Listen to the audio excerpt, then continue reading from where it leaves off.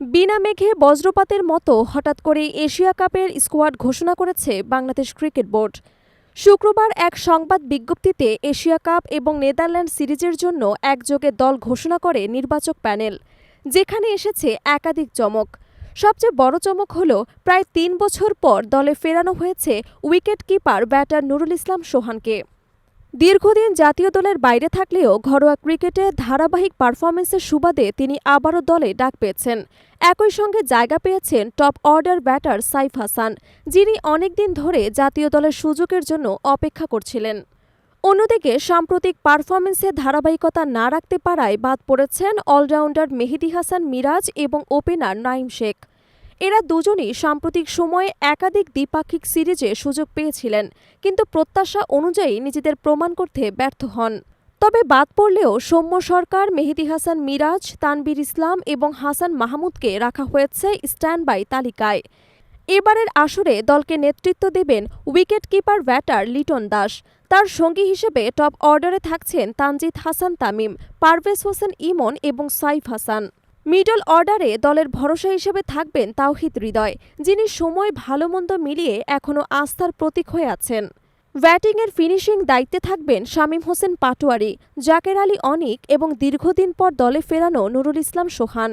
Allrounder বিভাগে এবার ভরসা রাখা হচ্ছে শেখ মেহেদী হাসানের ওপর।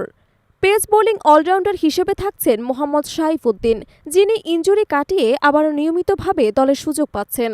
স্পিন আক্রমণে থাকছেন বাঁহাতি নাসুম আহমেদ এবং লেগ স্পিনার রিশাদ হোসেন, যারা সাম্প্রতিক সিরিজগুলোতে ভালো পারফরম্যান্স করেছেন।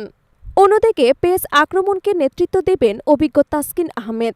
তাকে সঙ্গ দেবেন মুস্তাফিজুর রহমান, শরীফুল ইসলাম এবং তানজিম হাসান সাকিব, যা পেস বোলিং বিভাগকে করেছে আরও শক্তিশালী।